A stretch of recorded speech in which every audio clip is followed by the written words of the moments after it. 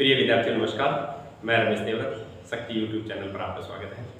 तो आज हम कक्षा 9 के विद्यार्थियों के लिए पहला अध्याय संख्या पत्ति लेकर के आए हैं। तो संख्याओं के बारे में आपने पूर्व कक्षाओं में जान रखा है कि संख्याएं हैं, जैसे उसमें प्राकृत संख्याएं हैं, पूर्ण संख्याएं हैं, पूर्णांक है, परिमेय है। फिर भी अपने थोड़ा सा इसको रिवाइज करेंगे, समझेंगे और उसके बाद अपने आगे बढ़ेंगे। तो सबसे पहले अपने पास मान लीजिए ये संख्या रेखा है। संख्या रेखा में संख्याएं वो बराबर दूरी पर होती है, ये अपने पढ़ रखा है। तो मान लीजिए इस तरह से मैंने संख्या रेखा को तैयार किया है। तो संख्या रेखा में सबसे पहले मैं ये लिखता हूं, यहां पर 1 आ गया, 2 3 4 5 6 7, ये संख्या रेखा है। संख्या रेखा में संख्याएं वो बराबर दूरी पर होती है, कहने का मतलब एक जो अंतर एक के अंतर से आगे बढ़ती है। तो ये सबसे पहले मैंने एक से संख्याएं शुरू की है, जिनको अपने प्राकृत संख्या कहते हैं। तो सबसे पहला प्रश्न हमारे पास ये उठता है कि सबसे छोटी प्राकृत संख्या कौन सी है। तो प्रिय विद्यार्थियों, सबसे छोटी प्राकृत संख्या 1 है। प्राकृत संख्याओं को अपने n से लिखते हैं, नेचुरल नंबर। तो ये अपने प्राकृत संख्या हो गई। अब आपको इसमें देखने में ये लग रहा होगा कि प्राकृत संख्याएं वो अनंत तक जा रही है, ये आगे खूब सारी संख्याएं और सभी एक के अंतर से, जैसे 7 के बाद 8 आएगा, 99 के बाद 100 आएगा, 201 के बाद 202 आएगा, इस तरह से ये अनंत तक जाएगी। परंतु अब यदि अपने इसमें देखें तो इसमें एक अपने को संख्या की कमी दिखाई दे रही है, जो एक महत्वपूर्ण संख्या है। वो कौन सी संख्या है? तो ध्यान से देखें तो अपने को पता लग रहा है कि 1 से छोटी वो संख्या 0 है। तो इधर अपने यदि बढ़ते हैं तो संख्याओं के जो मान है वो बढ़ते जा रहे हैं, संख्या बढ़ती जा रही है। इधर यदि अपने आएंगे तो छोटी संख्या आएगी, इधर बड़ी संख्या जा रही है। तो 1 से छोटी संख्या 0 है। जैसे ही मैंने इसमें 0 मिला दी, तो इन संख्याओं का नाम प्राकृत संख्या से हटके अब पूर्ण संख्या हो गया। इसको हमने क्या बोलेंगे? पूर्ण संख्या। पूर्ण संख्या को W से अपने अंकित करते हैं। तो प्राकृत संख्या होगी वो 1 से चल रही है और पूर्ण संख्या है वो 0 से बढ़ रही है, इस तरह आगे चल रही है। अब आप सोच रहे होंगे भी अपने इधर का क्षेत्र यदि देखें, इधर का क्षेत्र अपने लगभग कवर कर दिया है, बड़ी से बड़ी संख्या नहीं है, इससे आगे बड़ी संख्या आती जाएगी। इधर यदि अपने देखें तो छोटी संख्या आएगी। अब आप सोच रहे होंगे कि 0 से छोटी संख्या कौन सी हो सकती है? तो प्यारे विद्यार्थियों, 0 से छोटी भी संख्या होती है। कौन सी? माइनस की, ऋणात्मक संख्या है।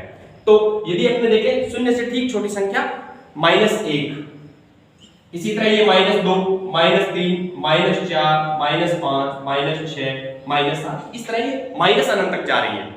तो अब आप देख रहे होंगे कि 0 से छोटा -1 होता है, -1 से छोटा -2 होता है, -2 से छोटा -3 होता है। जैसे जैसे अपने इधर की ओर बढ़ेंगे तो ये संख्या है वो छोटी संख्या आपको मिलेगी। आगे से आगे जो संख्या मिलेगी वो छोटी से छोटी संख्या होगी। इधर यदि अपने बढ़ेंगे तो बड़ी संख्या होगी। अब आप अनुमान लगा रहे होंगे 2 और -4 में बड़ा कौन है? 2 और -4 में बड़ा कौन है? तो यहाँ पर अपने को पता है इस साइड की संख्या होती है वो बड़ी संख्या है, तो 2 बड़ी संख्या है। और यदि वैसे भी अपने देखें 2 है वो तो धनात्मक है, कहने का मतलब अपने पास धन जमा धन है, और ये है 4, वो है ऋणात्मक, यानी ऋण है 4 रुपए का। तो ये जो व्यक्ति है वो कमजोर है, ये व्यक्ति है वो कमजोर है, क्योंकि ये ऋणात्मक संख्या है। तो अपने पास अपने को पता लग गया 2 है वो एक बड़ी संख्या है। चलिए आगे बढ़ते हैं।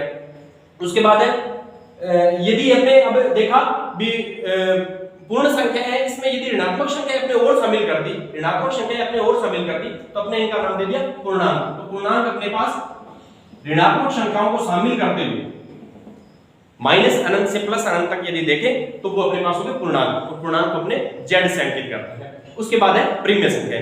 अब आप सोच रहे होंगे कि परिमेय संख्या कहां रह गई? भी अब अपनी संख्या रेखा तो लगभग पूरी हो चुकी है, पर अपने जानते हैं कि दो संख्याओं के बीच में भी संख्याएं होती है। कैसे? कि 4 और 5, इसके बीच में 4.25 भी है, 4.5 भी है, ऐसा करके बहुत सी संख्याएं होती है बीच में। तो वो संख्याएं जो अपने भिन्न के रूप में दर्शा सकते हैं, वे संख्याएं जिनको अपने भिन्न के रूप में दर्शा सकते हैं, वो अपने पास परिमेय संख्याएं हैं। तो जैसे मैं कहूं कि 4 और 5 के बीच में ये देखो 4.5 हो गया, यहां पर 4 और 4.5 के बीच में 4.25 होता है। तो इस तरह से ये संख्याएं जिसको अपने भिन्न के रूप में दर्शा सकें, भिन्न के रूप में लिख सकें, वो संख्याएं परिमेय संख्या है। तो यहां पर अपने पास एक परिमेय संख्याओं की परिभाषा निकल के आ रही है। वो क्या है? परिमेय संख्याएं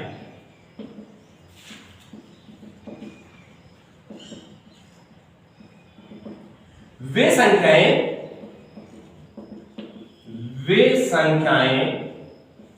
जिन्हें p बटा क्यू यानी भिन्न के रूप में, अंश बटा हर, p बटा क्यू के रूप में प्रदर्शित किया जा सके,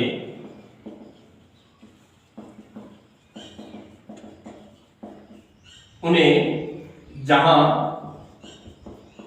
p व q पूर्णांक है, p और q यहां पर पूर्णांक है और q का मान है वो शून्य नहीं होना चाहिए, ये शर्त अपने पास रहेगी। तो कहने का मतलब प्रिय संख्या वे संख्या है जिन्हें p बटा q के रूप में दर्शाया जा सके, लिखा जा सके, और जहां पर q का मान है वो शून्य नहीं होना चाहिए। तो ये अपने पास प्रिय संख्याओं की परिभाषा बन गई कि वे संख्याएं जिनको p बटा q के रूप में लिखा जा सके और q का मान है वो कभी शून्य नहीं होना चाहिए। तो अब आप देखेंगे, जैसे उदाहरण के स्वरूप में देखें 3/5 एक प्रिय संख्या है। क्यों? क्योंकि ये भिन्न के रूप में है और अंश और हर दोनों पूर्णांक है। तो प्यारे विद्यार्थियों, आप जान चुके होंगे कि -2/7 भी एक प्रिय संख्या है। क्यों है? क्योंकि -2 भी एक पूर्णांक है और 7 भी एक पूर्णांक है और ये भिन्न का रूप है। तो इस तरह से आप देख चुके होंगे। 5 क्या एक प्रिय संख्या है? जरा सोचिए, क्या ये भिन्न रूप है? 5 अपने को पता है एक पूर्णांक तो है, पर क्या प्रिय संख्या है? हाँ, 5 एक प्रिय संख्या है। क्यों है? क्योंकि इसको अपने 5/1 लिख सकते हैं, क्योंकि प्रत्येक संख्या के बटा में 1 होता है, तो 5 को अपने 5/1 लिख सकते हैं। तो ये 5 भी एक प्रिय संख्या है। तो क्या अब आप सोच सकते हैं शून्य भी एक प्रिय संख्या है? क्या शून्य को भिन्न के रूप में दर्शाया जा सकता है? जरा सोचिए, क्या शून्य एक प्रिय संख्या है? क्या शून्य को भिन्न के रूप में दर्शाया जा सकता है? तो इसका आंसर होगा हाँ, शून्य एक प्रिय संख्या है। शून्य एक प्रिय संख्या है। क्यों? क्योंकि आप इसको 0/1 लिख सकते हैं, प्रिय संख्या के रूप में आप दर्शा सकते हैं, जहां पर 0 और 1 दोनों पूर्णांक है। यही अपनी शर्त थी उसमें प्रिय संख्या की परिभाषा में।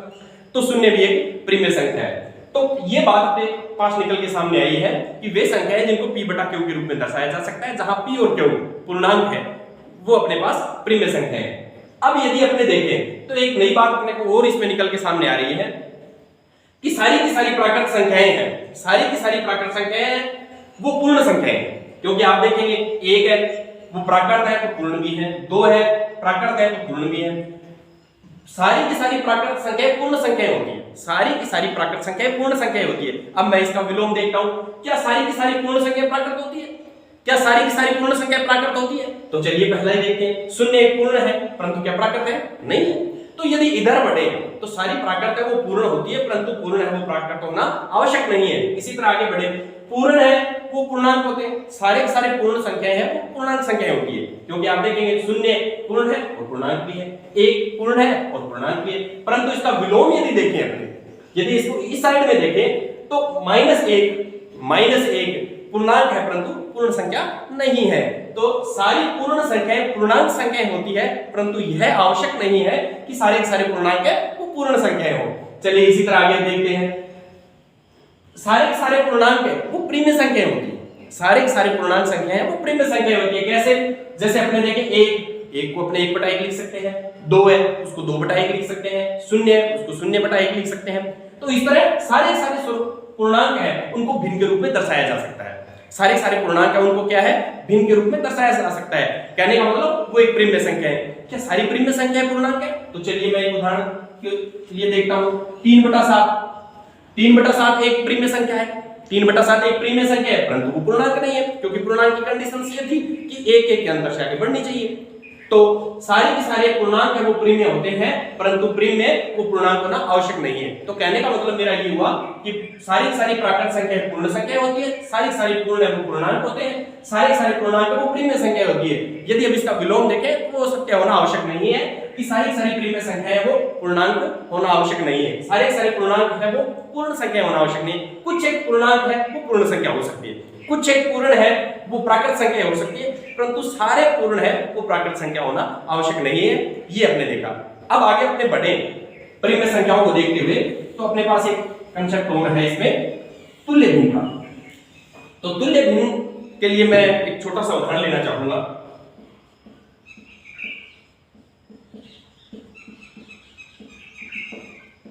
तुल्य भिन्न, तो मान लीजिए मेरे पास ये एक वृत्त है जिसमें मैंने आधा भाग है वो छायांकित कर दिया है। ये आधा भाग मैंने छायांकित कर दिया है। तो प्यारे विद्यार्थियों, आपने छोटी कक्षाओं में देख रखा है, यदि अपने छायांकित भाग की भिन्न बनाए तो क्या होगी।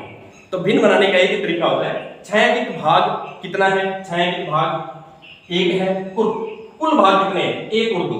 ये छायांकित भाग है 1 और ये कुल जो भाग है वो 2। तो अपने इसकी जो छायांकित भाग की भिन्न बनेगी वो 1/2, कहने का 1/2 का मतलब होता है आधा। तो देखिए आधा भाग इसमें छायांकित है, आधा भाग इसमें छायांकित है, इसकी जो भिन्न बनेगी वो बनेगी 1/2। अब देखो प्यारे विद्यार्थियों, मैंने एक लाइन और खींच दी है इसमें, इसके और भाग कर दिए। अब कुल भाग कितने हो गए इसमें, अब इसके कुल भाग है वो 4 हो गए हैं। अब देखिए इसके कुल भाग है वो 4 हो गए हैं। अब इसमें छायांकित भाग की भिन्न अपने को पुनः बनानी है, छायांकित भाग की भिन्न है वो अपने को पुनः बनानी है। अब की बात देखते हैं क्या बनेगी। छायांकित भाग कितने हैं इसमें, 1 और 1 2 भाग है। छायांकित भाग कितने हैं 2, और कुल भाग कितने हैं अब 1 2 3 4, 2/4, 2/4 भी आधा है, 2/4 है वो भी आधा है, यानी 4 में से 2 भाग है वो छायांकित है, 4 में से 2 भाग है वो छायांकित है। तो कहने का मतलब मेरा ये हुआ कि ये मान की दृष्टि से यदि देखें तो छायांकित भाग एरिया तो उतना ही है जो पहले था, अब तो भिन्न का रूप बदल रहा है, तो कहने का मतलब इनका मान है वो बराबर है, तो ये आपस में तुल्य भिन्न है, ये आपस में तुल्य भिन्न है। चलिए मैं और बीच में खींच देता हूं लाइंस, यहां मैंने ये बना दिया, यहां ये बना दिया। अब देखो इसके छायांकित भाग की भिन्न अपने निकालेंगे, तो छायांकित भाग कितने हैं 1 2 3 4, छायांकित भाग कितने इसमें 4, तो अपने छायांकित भाग हो गया 4, और कुल भाग अब 1 2 3 4 5 6 7 8, तो 4/8। भी अपने छायांकित भाग को तो हिला ही नहीं है, उसको तो जो जितना था उतना ही रखा है, अब केवल भिन्न बदल रही है, भिन्न के रूप बदल रहे हैं, तो मान तो वो का वही है, तो ये सारी भिन्न वो तुल्य भिन्न है, क्योंकि इनका मान एक ही है। वो एरिया जो अपने पास जो छायांकित था वो उतना ही है, अब तो इसके पार्ट्स अपने बढ़ा के भिन्न बना रहे हैं। तो ये अपने को एक नई बात यहाँ पर समझ में आई है कि तुल्य भिन्न कैसे। अब आप ये सोच रहे होंगे तुल्य भिन्न ज्ञात कैसे की जाती है, तो चलिए वो भी अपने समझ लेते हैं तुल्य भिन्न कैसे ज्ञात की जाती है। तो सपोज कीजिए आपके पास 1/2 है, इसकी तुल्य भिन्न ज्ञात करनी है। तो प्यारे विद्यार्थियों, थोड़ा सा आपको इतना सा ध्यान रखना होगा इसमें कि किसी भी भिन्न को अंश और हर को समान संख्या से गुणा कर दो, किसी भी भिन्न में अंश और हर को समान संख्या से गुणा कर दो, उस भिन्न के मान में कोई अंतर नहीं आएगा। तो चलिए मैंने क्या किया, 1/2 इसको 2/2 से यानी ऊपर और नीचे समान संख्या से गुणा कर दिया। अब देखिए 2 एकम 2, 2 दूनी 4, तो ये 1/2 आधा था, ये भी आधे को प्रदर्शित कर रहा है, 4 में से 2 भाग ये भी आधा है। अब 1/2 को मैं ऊपर नीचे समान संख्या से गुणा कर रहा है, किसी से करो आप, तो ये हो गया 3/6, ये भी आधा है। 1/2 मैं ऊपर और नीचे 4 से गुणा कर देता हूं, 4/8, ये भी आधा है। 1/2 मैं ऊपर और नीचे 100 से गुणा कर देता हूं, क्योंकि किसी भी संख्या से आप गुणा कर सकते हैं, तो 100/200, ये भी आधा है, ये 200 में से 100 भाग। तो इस तरह से एक भिन्न की तुल्य भिन्नें अपने बना सकते हैं। अब आप सोच रहे होंगे कि एक भिन्न की कितनी तुल्य भिन्नें हो सकती है, तो जरा सोचिए एक भिन्न की कितनी तुल्य भिन्नें हो सकती है। एक भिन्न की अनंत तुल्य भिन्नें हो सकती है, क्योंकि आप जैसे जैसे अंश और हर को समान संख्या से गुणा करते जाएंगे तुल्य भिन्न बनती जाएगी। तो ये अपने पास एक तुल्य भिन्न को जानने का तरीका है। तो क्या आपने देख सकते हैं 3/7 की एक तुल्य भिन्न ज्ञात कर सकते हैं? क्या आप 3/7 की एक तुल्य भिन्न ज्ञात कर सकते हैं? तो जरा मेरे को बताइए आप कि 3/7 की तुल्य भिन्न ज्ञात करनी है, तो मैं क्या करूं? 3/7 की तुल्य भिन्न ज्ञात करने के लिए ऊपर और नीचे किसी एक समान संख्या यानी 2 से मैंने गुणा कर दिया, तो क्या बन गई 3 दूनी 6, 3 दूनी 6 और 7 दूनी 14, 7 गुणा 2 यानी 14। तो ये अपने पास 3/7 की तुल्य भिन्न है 6/14। इस तरह अपने बहुत सी तुल्य भिन्न ज्ञात कर सकते हैं। तो बच्चों आप भी इस तरह की एक भिन्न लेकर के उसको समान संख्या से ऊपर और नीचे गुणा करके बहुत सी तुल्य भिन्न ज्ञात कर सकते हैं। तो इस तरह से आप तुल्य भिन्न के बारे में अच्छी तरह से जान पाएंगे। इसको यदि अपने इसके बारे में यदि अभ्यास करेंगे तो तुल्य भिन्न में अपने अच्छी समझ है वो विकसित कर सकेंगे। तो चलिए अब आगे बढ़ते हैं। सबसे पहले मैं आपके उदाहरण लेता हूं। अध्याय 1 का संख्या पत्ती का पहला उदाहरण है, जिसमें सत्य और असत्य का अपने को बताना है। जो दी गई लाइन सत्य है या असत्य है, तो इस तरह से मान लीजिए मैं लिखता हूं सभी पूर्ण संख्याएं, सभी पूर्ण संख्याएं प्राकृत संख्याएं होती है। अब ये अपने को बताना है ये सत्य है या असत्य है, ये अपने को जांच करना है, चेक करना है। तो चलिए देखते हैं। सभी पूर्ण संख्या, तो पूर्ण संख्याओं का सबसे छोटा सदस्य क्या बताया था? पूर्ण संख्याओं का सबसे छोटा सदस्य शून्य होता है, ये शून्य से शुरू होती है। तो ये लीजिए, मैंने इसको समझने के लिए इस तरह से लिख दिया। पूर्ण संख्याओं का सबसे छोटा सदस्य शून्य है। इधर है प्राकृत संख्याएं, प्राकृत संख्याओं का सबसे छोटा सदस्य कौन होता है? प्राकृत संख्याओं का सबसे छोटा सदस्य 1 होता है। तो मैंने ये लिख दिया यहाँ पर, इस तरह से ये बढ़ रही है। अब आपने देखिए इसकी पहली संख्या देखिए, ये कह रहा है सभी पूर्ण संख्याएं प्राकृत संख्याएं होती है। तो शून्य एक पूर्ण है, क्या शून्य एक प्राकृत है? नहीं है, शून्य एक पूर्ण है परंतु प्राकृत नहीं है। तो अपने ये वाक्य है जो असत्य हो गया। सभी पूर्ण संख्याएं प्राकृत संख्याएं नहीं होती है, ये लाइन होगी तो ये सत्य होगा, क्योंकि अपने देख रहे हैं इस साइड में बढ़ते हैं तो सत्य है और इस साइड में आए तो असत्य होता है। तो यही बात इसने दे रखी है, पूर्ण है वो प्राकृत संख्याएं होती है, सारी पूर्ण संख्याएं वो प्राकृत संख्याएं होती है। तो ये असत्य हो गया। इसी तरह आगे बढ़ता हूं मैं, इसी का दूसरा उदाहरण लेता हूं। तो मैं लिखता हूं सभी पूर्णांक परिमेय संख्याएं।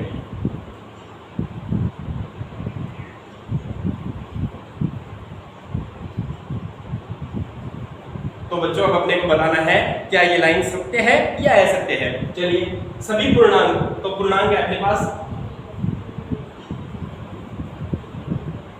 माइनस से लेके प्लस, माइनस अनंत से लेके प्लस अनंत तक जाने वाली संख्या है। अब ये कह रहा है प्रीमेय संख्या, प्रीमेय संख्या वो होती है जिनको p बटा q के रूप में दर्शाया जा सकता है, जहां p और q पूर्णांक है। तो अब क्या इन सभी को प्रीमेय संख्या के रूप में दर्शाया जा सकता है? तो देखिए -3 को क्या आपने प्रीमेय संख्या के रूप में लिख सकते हैं? हाँ लिख सकते हैं, -3 बटा 1 और इसकी तुल्य भिन्न भी ज्ञात करके लिख सकते हैं।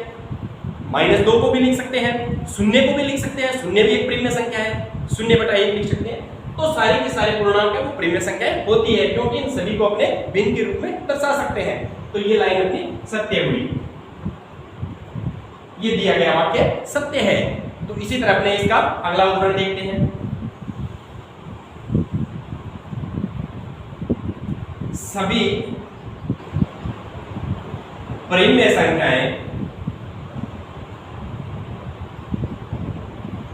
सभी परिमेय संख्याएं पूर्णांक संख्याएं होती है।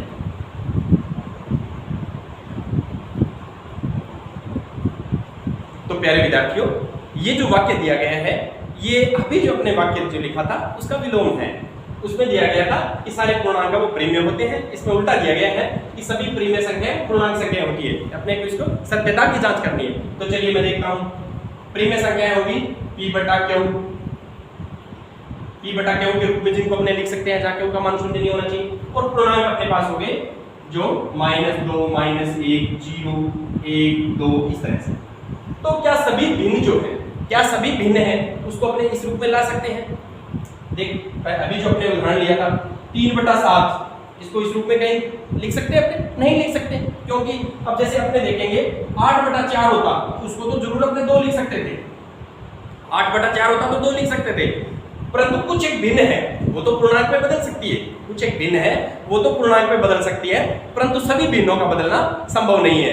तो ये बात अपनी असत्य हुई, ये वाक्य असत्य है। भी सभी जो प्रीमेय संख्याएं हैं, सभी प्रीमेय संख्याएं वो पूर्णांक संख्याएं होनी आवश्यक नहीं है, हो भी सकती है परंतु ये आवश्यक नहीं है। तो ये वाक्य अपना असत्य है। इसी तरह मैं इसका दूसरा उदाहरण लेता हूं।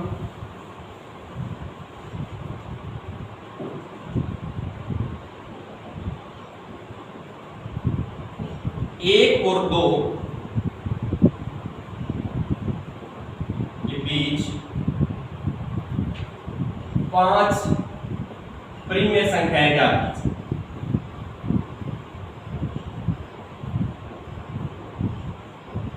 ये उदाहरण है।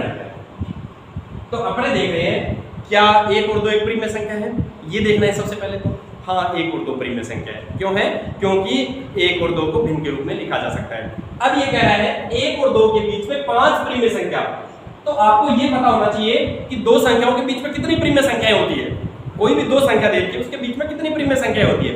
तो प्यारे विद्यार्थियों याद रखना, दो संख्याओं के बीच में अनंत प्रीमिय संख्याएं होती है। आप कितने भी बीच में संख्याएं हैं वो उसमें दिखा सकते हैं। तो दो प्रीमिय संख्याओं के बीच में अनंत प्रीमिय संख्याएं होती है। तो चलिए मेरे पास अब है यहाँ पर दो प्रीमिय संख्याएं दे रखी है, 1 और 2। इनके बीच में मेरे को देखना है कि कितनी प्रीमिय संख्याएं हैं। तो चलिए सबसे पहले आपको ये देखना होगा यहाँ पर कि आपको कितनी प्रीमिय संख्याएं उसके बीच में चाहिए। आपको 5 संख्याएं चाहिए। कितनी चाहिए? 5। तो 5 में एक और अपनी तरफ से आप बढ़ा दीजिए। आपको इसका हर 6 करना है। इन दोनों संख्याओं का हर 6 करना है और ध्यान ये रहे कि इनके मान में कोई अंतर नहीं आना चाहिए। क्यों करना है 6? क्योंकि अपने को 5 प्रीमिय संख्या चाहिए, उससे एक ज्यादा हर वो रखना है। तो सबसे पहले मेरे पास 1 है। 1 को मैं 1/1 लिख सकता हूँ। 1 को मैं 1/1 लिख सकता हूँ क्योंकि हर संख्या के बटा में 1 है। 1/1 1 ही होता है, उसके मान में तो कोई अंतर नहीं आना है। अब मैं क्या करता हूँ, मेरे को इसका हर कितना रखना है? 5 प्रीमिय संख्याएं याद करनी है, तो मेरे को इसका हर 6 रखना है। यहाँ पर मैं 6 से गुणा करूंगा तो मेरे को अंश को भी 6 से गुणा करना पड़ेगा। क्यों? क्योंकि मैं तुल्य भिन्न याद कर रहा हूँ। तुल्य भिन्न अपने यदि लिखते हैं तो उसके वैल्यू में कोई अंतर नहीं आता है। तो ये हो गया अपने पास 6/6। ये 1/1 के बराबर है, यानी 6 में 6 का भाग देंगे तो वापिस आपके पास 1 आएगा। इसी तरह 2 को क्या लिखेंगे अपने? 2/1। 2 को 2/2 नहीं लिखेंगे, 2 को 2/1 लिखेंगे। क्यों लिखेंगे? क्योंकि 2 में 1 का भाग देंगे 2 आ जाएगा, क्योंकि प्रत्येक संख्या के बटा में 1 होता है। अब इसका हर अपने को कितना करना है? 5 प्रीमिय संख्याएं याद करनी है, तो आपको इसका हर 6 करना है। तो मैं इसके हर को 6 से गुणा कर दूं तो अंश को भी करना पड़ेगा, नहीं तो इसके मान में अंतर आ जाएगा। भिन्न के मान में कोई अंतर नहीं आना चाहिए। तो 6 दूनी 12, 6 एकम 6, 12 में 6 का भाग देंगे तो वापिस 2 आ रहा है। ये 2 का ही रूप है प्रिय विद्यार्थियों। 2 को अपने 12/6 के रूप में लिख सकते हैं। अब देखिए 6/6 और 12/6 ये बन गया आपके पास 6/6 और ये बन गया 12/6। अब इसके बीच में अपने को प्रीमिय संख्याएं याद करनी है। तो देखिएगा 7/6, 8/6, 9/6, 10/6, 11/6। ये आपने इसमें 5 प्रीमिय संख्याएं नई व्यवस्थित रूप से लिख दी है जो इनके बीच में है। तो इस तरह से अपने प्रीमिय संख्याएं बीच में दर्शा सकते हैं। एक और उदाहरण के रूप में अपने यदि देखना चाहें तो मान लीजिए, मैं थोड़ा सा इसको चेंज कर देता हूं। मैं लिखता हूं यहां पर, यदि भिन्न के रूप में आ जाए तो आपको कैसे करना है। 3/5 ये आपका सवाल है किताब का, ठीक है। तो अपने पास है 3/5 और 4/5 के बीच में 5 प्रीमिय संख्याएं। तो सबसे पहले तो आपको पता होना चाहिए 5 प्रीमिय संख्याएं अपने को ज्ञात करनी है, तो अपने हर को 6 से गुणा करेंगे। हर को किससे गुणा करें? 6 से गुणा करेंगे। तो ये देखो 3/5, इसकी तुल्य भिन्न याद कर रहा हूं, तो 3/5 को ऊपर और नीचे किससे गुणा कर दूं? 6 से। क्यों? क्योंकि मेरे को 5 प्रीमिय संख्या ज्ञात करनी है। तो ये आ गया आपके पास 18/30। 6 की 18, 5 का 30। इसी तरह 4/5 को देखें, ऊपर और नीचे समान संख्या से गुणा करना है ताकि, और इनका हर है वो समान रहना चाहिए, ये भी ध्यान रखनी है। तो चलिए ये हो गया अपने पास 24/30। तो अब देखिए 18/30 और 24/30, इसके बीच में कोई 5 संख्या आपको लिखनी होती है। तो ये लीजिएगा 19/30, 20/30, 21/30, 22/30 और 23/30। ये देखिए, तो ये आपने 5 प्रीमिय संख्या इसके बीच में डाल दी है। तो इस तरह से अपने कोई दी गई संख्याओं के बीच में प्रीमिय संख्याएं डाल सकते हैं। शर्त ये रहेगी इनके हर है वो समान रहने चाहिए, ये भी शर्त अपने पास रहेगी। इनके हर है उनको समान रखने का प्रयास करेंगे। तो ये है अपनी किताब का दूसरा। अब पहला सवाल किताब में ये भी दिया गया है जो मैंने पहले दोहरा भी दिया है, क्या शून्य एक प्रीमिय संख्या है? तो जरा आपको सोचना है, क्या शून्य एक प्रीमिय संख्या है? क्या शून्य को भिन्न के रूप में दर्शाया जा सकता है? यदि शून्य को भिन्न के रूप में दर्शाएंगे तो कैसे दर्शाएंगे? ये आपकी किताब का पहला सवाल रहेगा। तो प्यारे विद्यार्थियों, कल अपने जो दी गई प्रश्नावली है 1.1 उसके सवाल करके अपने देखेंगे, और यदि किसी प्रकार की समस्या आती है तो अपने वीडियो को दोबारा भी देख सकते हैं और अपने को सवाल हल करने हैं। और इससे संबंधित पूर्व ज्ञान यदि अपने को देखना है तो छोटी कक्षाओं के वीडियो आपके पास इस YouTube चैनल पर उपलब्ध है, वो भी